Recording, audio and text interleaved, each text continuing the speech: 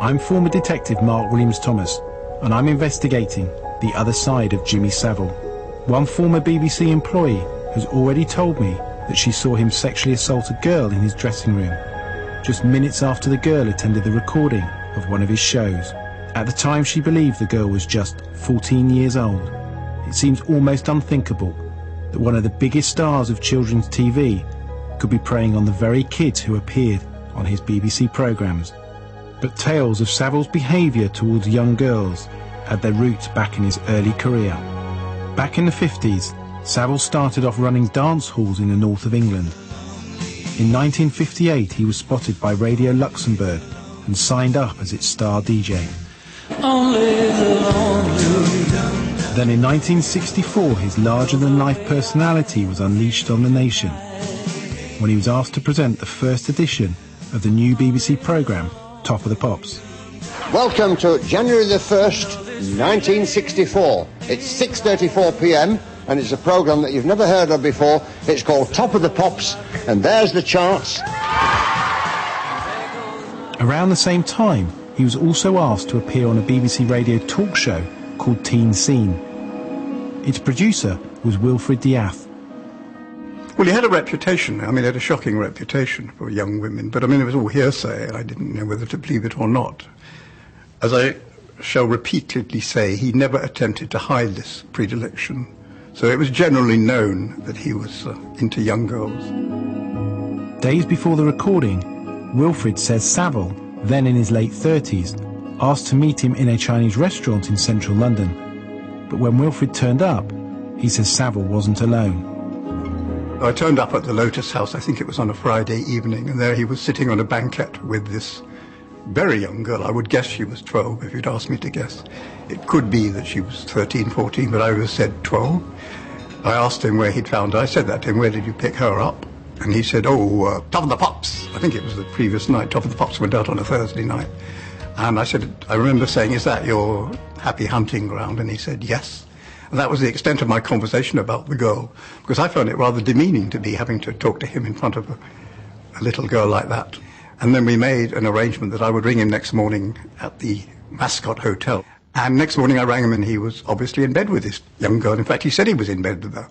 And he asked me to talk to her, and I had to rather demean myself by saying hello. And she said, hello, Mr. Producer.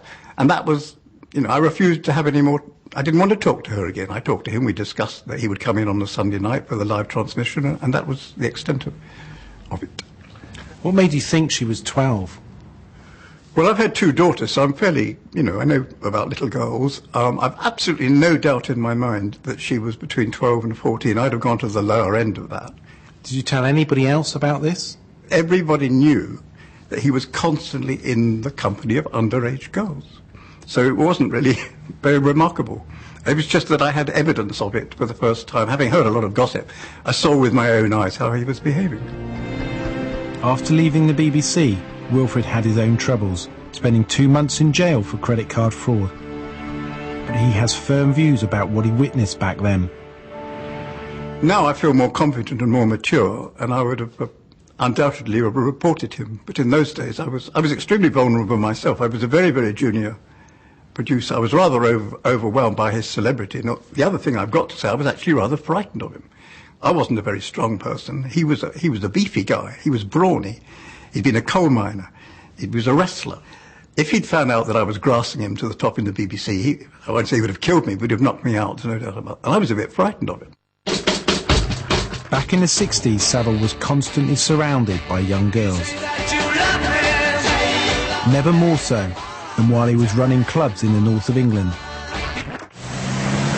Alan Leake was a reporter on the local newspaper in Manchester. He was also a regular at the city's Bellevue Top 10 Club, where he says stories circulated about Savile and teenage girls. Girls of 20 plus were never, ever of interest to him at all. It was always the teenage girls. And in those days, you couldn't tell whether a girl was 15, 16, 17. And, you never asked for a birth certificate in those days. It was the era of free love. What was his pattern? He'd normally offer to take them for a drive in his Rolls Royce or his E-Type, and he would go off with them half, three-quarters of an hour, and then just roll back at the Top 10 Club as if nothing had happened, and just carry on and do his show. Alan says he made several visits to Savile's homes, once for a pre-arranged interview, but Savile was otherwise engaged. We'd just been talking generally when a girl arrived. She was a teenage girl, I couldn't tell what age. But as soon as she arrived, Savile took her off into what I assume was his bedroom. He was only in there about 10 minutes when he came out on his own and proceeded, without any bashfulness or anything, to wash himself off in the sink, which I thought was quite an unusual thing to do. And then this girl came in, joined us for 10 minutes, and then I went off. I hadn't got a story, but it was very plain to me that he didn't want me there any longer, so I left. The contrast between some accounts of Savile's private life and his public image is stark. He was earning himself a reputation as a charity fundraiser, and through TV coverage like this, he was becoming famous as a volunteer hospital porter at his local Leeds General Infirmary. In March 1972, he collected an OBE. But what the public didn't know was that during this time, at least 2 young women now say he had started a sexual relationship with them when they were still 15-year-old schoolgirls. 40 years later, both women have agreed to speak out on the condition we protect their identities.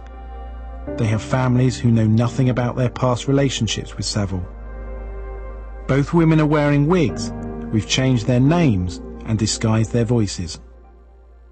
I think people need to know that there was another side of him, and it was quite a dark side. He was a predator, really, a predator on young girls. One day in 1969, Val says she was introduced to Savile through a friend during a visit to the BBC. She was 15, he was in his early 40s. She says she soon became one of a select group of teenagers whom he would regularly invite into his dressing rooms, often during recordings of Top of the Pops.